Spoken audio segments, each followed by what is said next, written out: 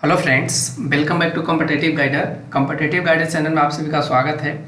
आज के इस वीडियो में हम लोग देखने वाले हैं क्लास 9 का गोधूली चैप्टर नंबर 11। अभी इससे पहले हमने चैप्टर नंबर 10 तक का हमने करा रखा है, जो आपको आई बटन पे लिंक मिल जाएगा। आज चैप्टर नंबर 11 जिसका नाम है सूखी नदी का पुल, रामधारी सिंह दिवाकर इनके राइटर हैं। ध्यान रखेंगे यहाँ पे रामधारी सिंह दिनकर नहीं होगा, थोड़ा सा आप लोग यहाँ पे ध्यान रखेंगे, यहाँ पे रामधारी सिंह दिवाकर है, ठीक है ना। तो हम लोग यहाँ पे रामधारी सिंह दिवाकर के जो द्वारा लिखे गए इस चैप्टर है उसका हम लोग यहाँ पे विश्लेषण करने वाले हैं। और साथ में इस वीडियो में हम लोग जो बात करेंगे वो ऑब्जेक्टिव क्वेश्चंस को लेकर बात करेंगे। यहाँ पे कोई और भी चीज यहाँ पे नहीं होगा, तो आप सभी ध्यान रखेंगे। और इस वीडियो को देखना आपको बहुत जरूरी है, क्योंकि चैप्टर तो सभी पढ़ते हैं और वहां से ऑब्जेक्टिव क्वेश्चन सभी लोग से नहीं छट पाता है।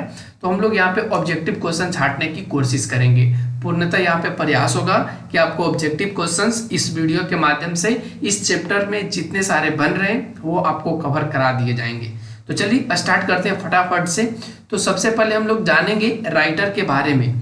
तो रामधारी सिंह दिवाकर, जैसा कि आपको इस स्क्रीन पे दिखाया गया है, जो इनके राइटर हैं। तो चलो फटाफट से देख लेते हैं पहले रामधारी सिंह दिवाकर के बारे में कौन कौन से चीज इन्होंने करा है और कौन कौन से पॉइंट हम लोगों को नोट करने हैं। तो देखो, फर्स्ट में यहाँ पे बात करा गया है कि रामधारी सिंह दिवाकर का जो जन्म होता है वो नरपतगंज में होता है, और ये नरपतगंज अररिया बिहार में है। और इनकी जो जन्म होती है वो 1 जनवरी 1945 में हुई है। ध्यान रखेंगे 1 जनवरी 1945, यानी ये आजादी के पहले इनका जन्म हो चुका था। इनकी आरंभिक शिक्षा ग्रामीण माहौल में हुई है, यानी इन्होंने बचपन की जो पढ़ाई करी है वो गांवों में करी है।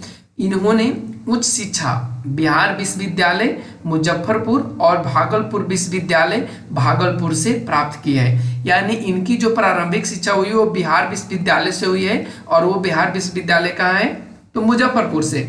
और इन्होंने भागलपुर विश्वविद्यालय से करी, जो भागलपुर में है। यहाँ से इन्होंने उच्च शिक्षा प्राप्त करी। उच्च शिक्षा करने का मतलब 10 से पार, यानी 10+2 कह सकते हो, ग्रेजुएशन कह सकते हो। तो इन्होंने इन कॉलेजों से, इन विश्वविद्यालयों से इन्होंने करा है।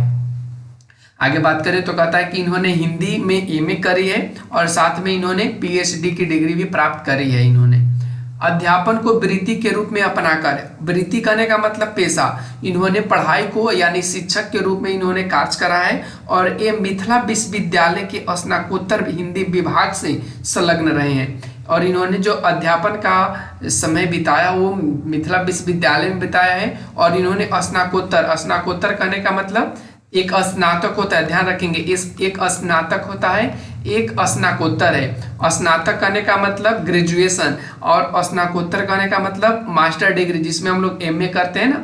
तो इन्होंने एमए में इन्होंने हिंदी विभाग में संलग्न रहा है, यानी उनसे इन्होंने जुड़ाव रखा है। कई वर्षों तक इन्होंने बिहार राष्ट्र भाषा परिषद के निदेशक भी रहे हैं। रामधारी सिंह दिवाकर की कुछ पहचान है, तो आइए क्या इनकी पहचान है। तो यहाँ पे देखो कहा गया है कि रामधारी सिंह दिवाकर की जो पहचान है वो मुख्य रूप से कथाकार के रूप में है। इन्होंने कहानियां उपन्यास विपुल संख्या में लिखे हैं। देखो, कहानियां और उपन्यास विपुल का मतलब कई सारे इन्होंने लिखा है, जिनमें से कहानी का संकलन इस प्रकार से, यानी उनके जो कहानी लिखे गए हैं उनमें से कुछ यहाँ पे दिखाए गए हैं, जिनमें नए गांव में ये इनका है, फिर अलग अलग अपरिचय, बीच में टूटा हुआ, नया घर चढ़े, सरहद के पार, धरातल, मखान पोखर, माटी पानी, इनके कुछ उपन्यास हैं, जिनमें क्या घर क्या परदेश, काली सुबह का सूरज, पंचमी तत्पुरुष, आग पानी और आकाश, ये इनके यहाँ पे उपन्यास दिखाए गए हैं। साथ में बात करें तो इनकी जो इनके अतिरिक्त 2 संपादित कहानी संग्रह, लेख, समीक्षाएं भी प्रकाशित हुई हैं। तो ये इनके बारे में हमने बताया कि अपने जीवन में इन्होंने कौन कौन सी कहानी लिखे, कौन कौन से उपन्यास लिखे। यहीं से ऑब्जेक्टिव क्वेश्चंस आपको देखने को मिलेंगे। जैसे बात कर लें, क्वेश्चन में दिया रहेगा सरहद के पार कहानी के लेखक कौन है। ऑप्शन में आपको दे दिया जाएगा रामधारी सिंह दिवाकर, रामधारी सिंह दिनकर भी दिया जा सकता है। तो ध्यान रखना ये दिवाकर जी हैं और वो दिनकर जी हैं, दोनों में डिफरेंस है। आगे बढ़े तो कहता है कि दिवाकर की कहानियां आजादी के बाद भीतर से बदलते और टूटते हुए गांव की पीड़ा की ऐसी कहानियां हैं जो गांव पर लिखी जाने वाली कहानियों से थोड़ा भिन्न है। देखो, इनका जो जन्म होता है वो आजादी के 2 साल पहले होता है, और ये आजादी के बाद इन्होंने लिखा कि आजादी के पहले कैसा कहानी था, ठीक है ना। और उसके बाद इन्होंने बाद में जो बदल रहा है गांव, बदल रहा है देश, तो उनको देख करके इन्होंने लिखा है जो बहुत ही पहले की कहानियों से भिन्न है। आगे बढ़े तो कहता है कि पिछले दशाब्दियों में, यानी दशाब्दियों कहने का मतलब 10 शताब्दियों में, ठीक है ना, गांव का जो नौकरी पेशा वर्ग शहरों का अधिवासी हो गया है, उस वर्ग के संस्कार की जड़ें गांव में फैली हैं, लेकिन शाखाएं और फूल पत्ते शहरी आसमान में लहराते हैं।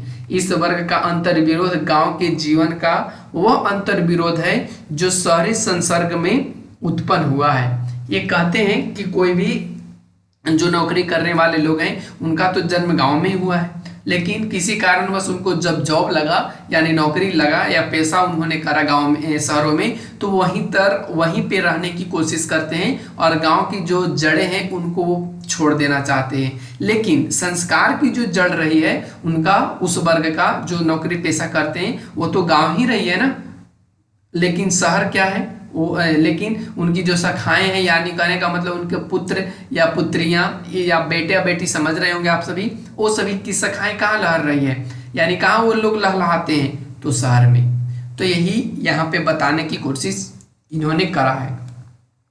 आगे के पॉइंट में देखो तो कहता है, इस रूप में दोनों पक्षों का व्यक्ति और समाज जिस जगह टूटा है, रामधारी सिंह दिवाकर की कहानियां उसी जगह से आकर ग्रहण करती हैं। यानी ये व्यक्ति और समाज के बीच में एक मीडिएटर का काम करते हैं, दोनों को बीच में एक अपने कहानी के माध्यम से जोड़ने की कोशिश करते हैं। नेक्स्ट पॉइंट में बढ़े तो देखो, इसमें कहा गया है कि सूखी नदी का पुल गांव के सामाजिक ताने बाने में आए बदलाव की कहानी है। बहुत इंपॉर्टेंट चीज है, इसको आपको ध्यान में तो रखना ही होगा जब आप सारांश लिखेंगे इस कहानी का। तो सूखी नदी का जो पुल है वो गांव के सामाजिक ताने बाने में आए बदलाव की कहानी है।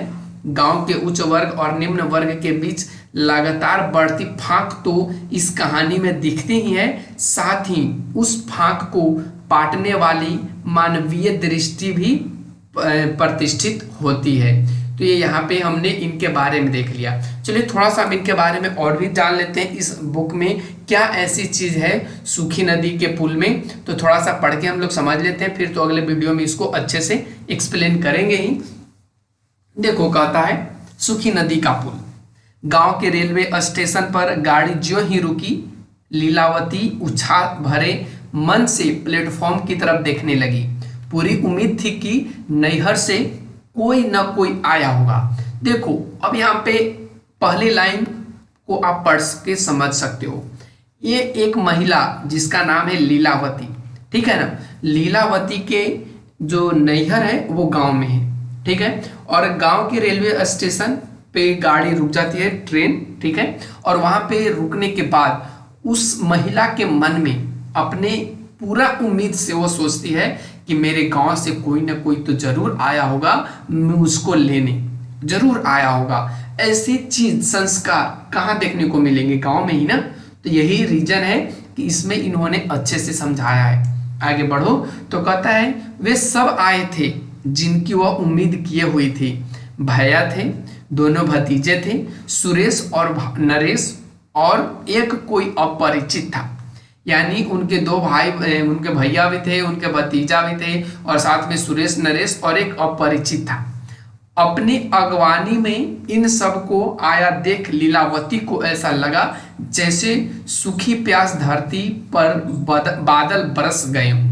यानी लीलावती जैसे अपने मायके वाले को देखती है तो लगता है कि चलो भाई, मतलब इतना उन्हें खुशी होता है कि जैसे सूखी धरती को पानी मिल गया, प्यासी जो नदी है, प्यासी जो धरती है उसको क्या मिल गया, बादल का बारिश मिल गया। तो इस तरीके से उसका मन क्या हो जाता है, खुश हो जाता है। तो अब इतना से आप समझ सकते हो कि इसमें क्या पढ़ना है। चलो इस कहानी को आज हम लोग पूरे कर लेते इसी वीडियो में, ठीक है ना।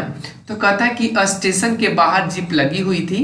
जीप लीलावती को प्रसन्न होना चाहिए था कि जीप देखकर, लेकिन मन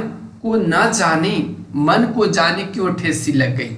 उसने सोचा तो था टप्पर वाली बैलगाड़ी या ओहार वाली बैलगाड़ी आई होगी। यहीं तक हम लोग रखेंगे, इसको समझ के यहीं तक हम लोग रखेंगे, फिर अगले वीडियो में बात करेंगे, ठीक है ना। देखो यहाँ पे क्या कहता है ना कि स्टेशन के बाहर जीप लगी हुई थी, यानी उनके भाई भतीजा लेकर आए थे, लेकिन लीलावती यहाँ पे उनको खुश होना चाहिए था कि चलो भैया जीप में बैठकर जाएंगे, लेकिन वो खुश होने की बजाय उनके मन में क्या हो जाती है, ठेस लग जाती है, या उनका मन मतलब दुखी हो जाता है। क्यों? क्योंकि वो सोची थी कि यहाँ पे कोई मतलब गाड़ी वगैरह नहीं आएगा, यहाँ पे पुराने जमाने का जो टप्पर वाली बैलगाड़ी होती है ना और ओहार वाली बैलगाड़ी, वो आना चाहिए था। वो उनको ऐसा लगा था कि मेरे भाई भतीजे वही लेकर के आएंगे, लेकिन ऐसा हुआ नहीं, जिससे उनके मन में क्या हो गया, ठेस पहुंच गया। तो यहीं तक हम लोग रखते हैं, फिर इस कहानी को अगले वीडियो में अच्छे से पढ़ेंगे। तो आप सभी थोड़ा सा ध्यान दो कि इस चैप्टर का क्या रुचि है, क्या पढ़ने में मजा है। तो यहीं पर रखते हैं। Thanks for watching. मिलते हैं अगले वीडियो में अगले कंटेंट के साथ।